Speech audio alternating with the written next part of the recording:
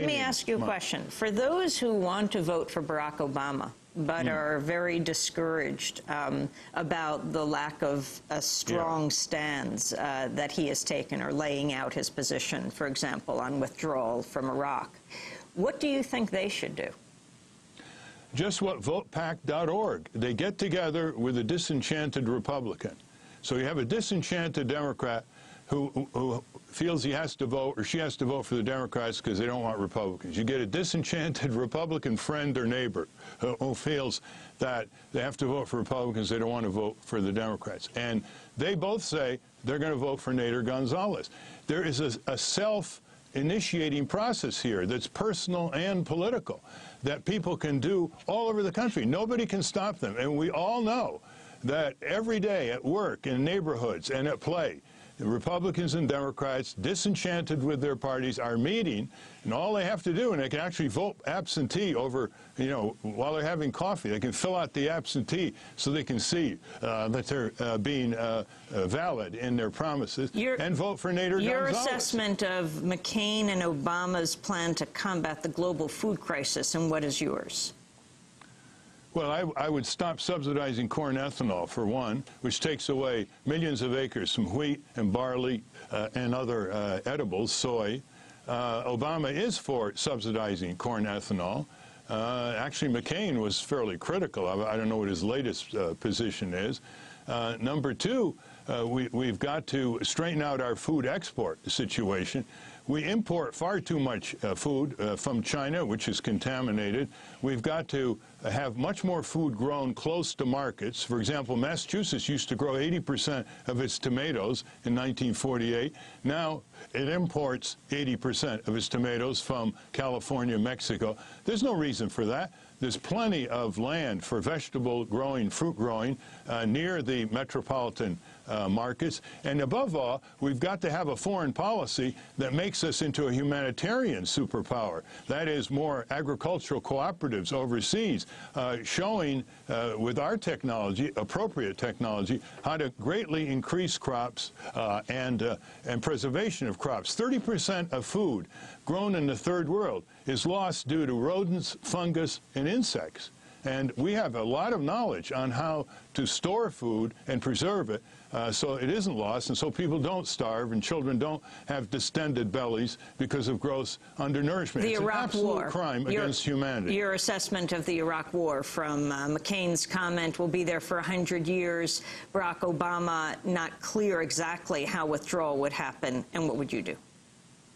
6-month corporate and military withdrawal from Iraq, during which we negotiate with the Kurds, Shiites, and Sunnis for modest autonomy, which they worked out in the 1950s before the dictators took over, under a unified Iraq, continue humanitarian aid, some peacekeepers from nearby Islamic countries, and UN-sponsored elections. That's the way you knock the bottom out of the insurgency. That's the way you get the authority figures, the tribal leaders and the religious leaders and others who still have authority over millions of Iraqis to get together, because the alternative is constant bloodshed and civil strife. So you give them a stake by using the only chip we have, which is to give back Iraq to the Iraqis, including their oil. Now otherwise, it's constant strife. You saw that huge explosion in Iraq, in Baghdad yesterday.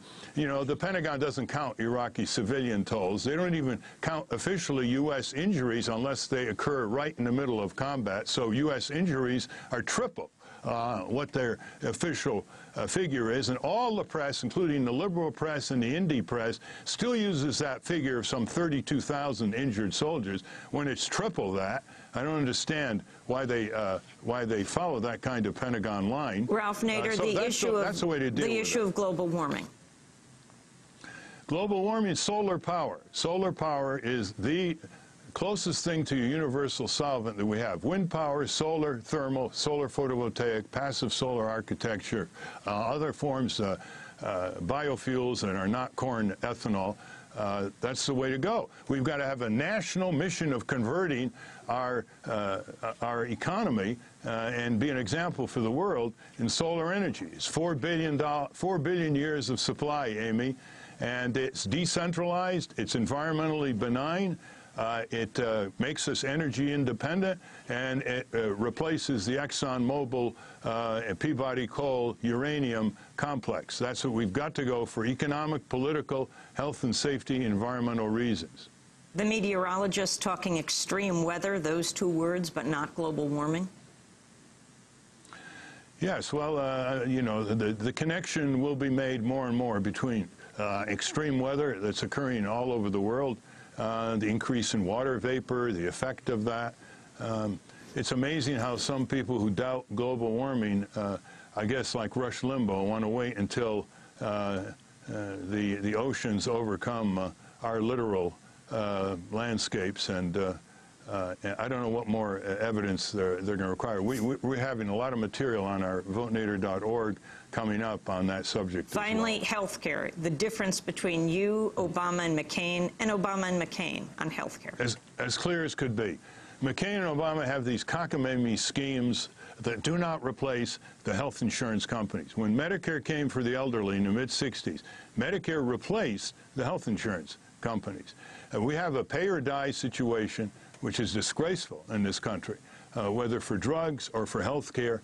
Physicians have their hands tied, nurses have their hands tied. As the California Nurses Association has so trumpeted, and so specifically, a single-payer system, which is full government insurance, with free choice of doctor and hospital, with a reduction of these corporate bureaucratic costs, about $350 billion, with the replacement, because only one single payer, of all these computerized billing frauds and abuses that are now about $220 billion. There are sources for all these figures. All that can be changed by a single payer. 18,000 people, according to the Institute of Medicine and the National Academy of Sciences, Amy, die every year in this country because they cannot afford health insurance. Nobody dies in Canada, Belgium, Germany, France, Italy, the UK, because they can't afford health insurance. This is a disgrace, and we must get rid of this inefficient, swollen, redundant, corrupt, pay-or-die, so-called health care system, and focus more on prevention, and more on nutrition, and more on exercise, but also more on letting doctors be doctors under quality control systems, not have their hands controlled. Ralph Nader, we're going to have to leave it there. You'll be here in New York tonight, Symphony Space, 7 o'clock, for a rally. We will cover that. Thanks for joining us. Independent presidential candidate, longtime consumer advocate, and corporate critic. This is Democracy Now!, democracynow.org.